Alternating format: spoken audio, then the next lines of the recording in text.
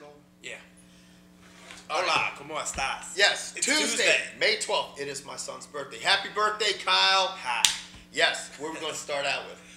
How about the NBA playoffs? NBA playoffs, people. Shit is fucking crazy. My Cavs have swept yet again, and for you people who are complaining about their opponents, that's what you get for being a first-place team and doing what you're supposed to do. Right. LeBron is looking nasty, I have to admit it. On the other side, on the West, my Lakers are struggling against a hungry Houston Rockets team. Not only is hungry, but you know what's funny, and I don't know if a lot of you people realize this. I know this because I'm such a diehard Lakers fan. The Lakers have never beat the Rockets without Yao. They're 0-4 against them, which scares the fuck out of me because they're such a faster team, and you know, Lakers, that big front court, you know, they're not the fastest team. I think he should. I'm not gonna curse this whole show. You're not? Nope. Why? Because somebody called you out on that shit. Yeah. Was it a keyboard cowboy? I wouldn't call. Don't let them fucking change you. Yeah. Fuck, piss, shit, ass. But he cusses less than I do. Whoever said that does not watch the show because I cuss far more than George. You know, I'm just letting y'all know that shit. That's right funny now. to me. Y'all are fucking. Anyway, sorry, I didn't want to get off track. But anyway, yes. so now looking at the rest of the games, the Nuggets, our boy Johnny Trail, he's just walking around blowing wads. As he calls them? He calls them the Thuggets. The Denver Thuggets are looking good. That front court's looking good with Birdman, Nene, and what's that motherfucker out there? Oh, Kenya Martin. Yeah. Speaking of Kenya Martin, what do you think about that whole Cuban thing? Wow. Mark Cuban, you know, he asked the other day when I'm sure everybody's up to date with this. Basically, the Nuggets in the Nuggets Mavericks series, basically the Nuggets got the ball right with like a few seconds left.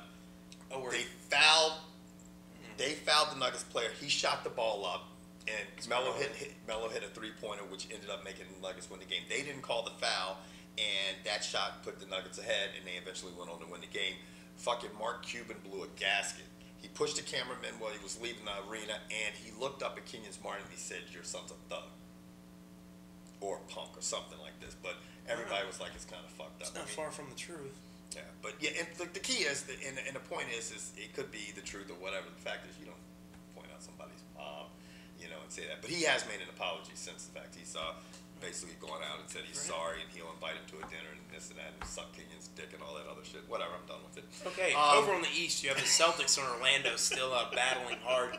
Me being a Cleveland fan, I need this series to go 7, and I'd prefer to see the Celtics over Orlando, but yeah, whatever. Because Dwight Howard is fucking nasty, and the Cavaliers seem to be struggling against the front court. The Lakers just seem to be struggling against you and me and 3 other guys on the court right now. Well, I think they sometimes they don't have that guy who wants the ball. Well, the situation. I mean, you have Kobe, but other than that, what they were saying is they don't have another guy who's like, all right, give me the ball, I'll show you. They don't have another fucking aggressive player. Well, they did, but he was out. Derek Fisher. Derek Fisher's aggressive. That was a great forecheck. He must have thought he was playing in the NHL. I was fighting through the screen like this.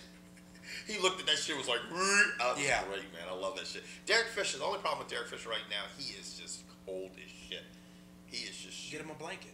Somebody's got to give him a fire blanket and fucking kerosene lamp and a bunch of other shit because that motherfucker's shooting bricks. You know? Anyway, speaking of the big news in the NBA, it's not just the playoffs, but the other day in the Orlando Celtics series, okay, you know, it was a tight game.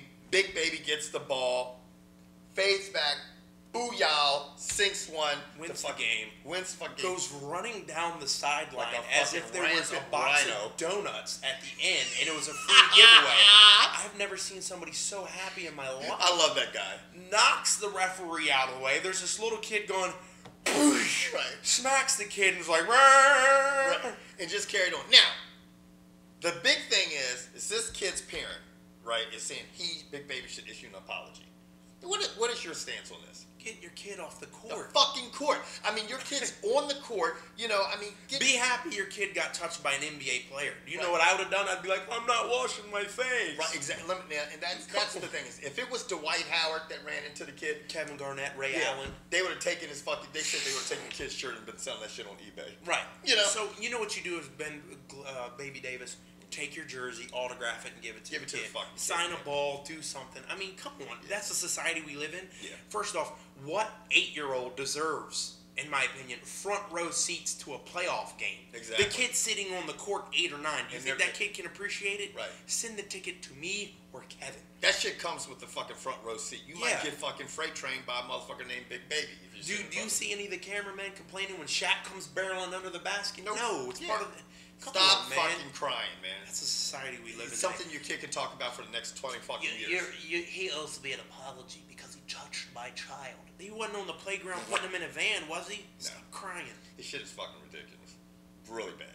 And do you hear a thing about Big Baby? That kid's quite a story, man. Have you ever heard him talk and stuff like this?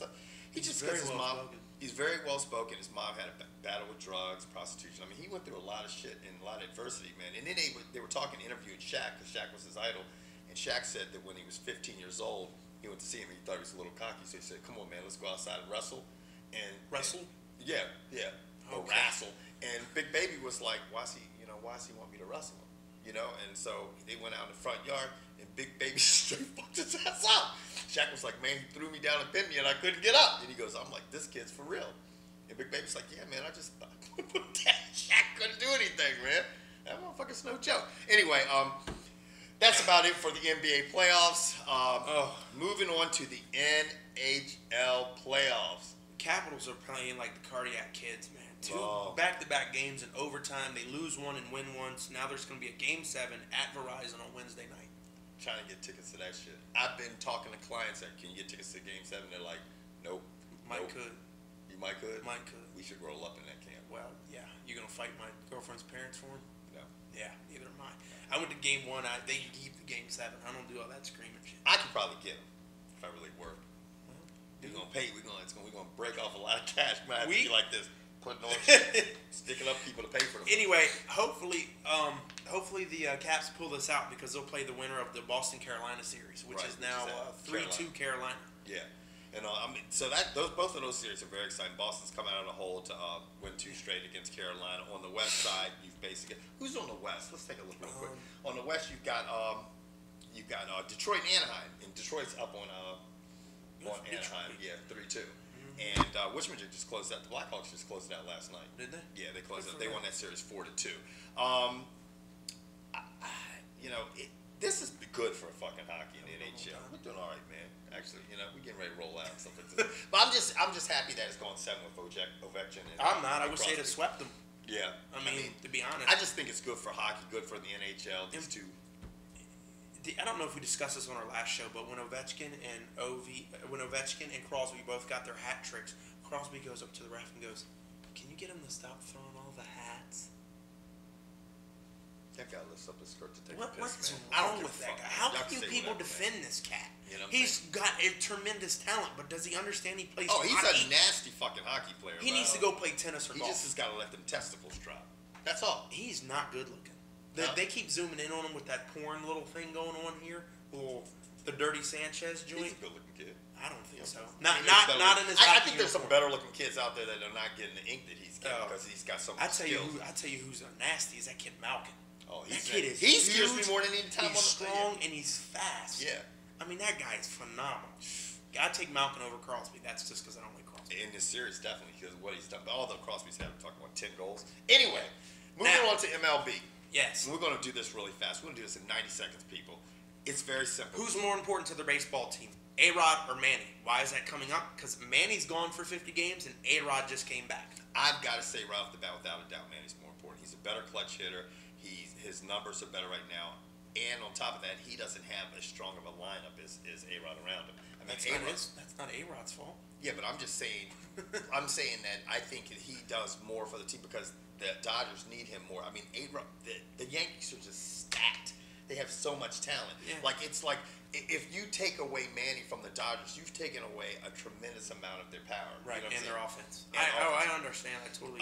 Because if Arod's having an off night, there's people to pick him up. If Manny's having an off night, yeah.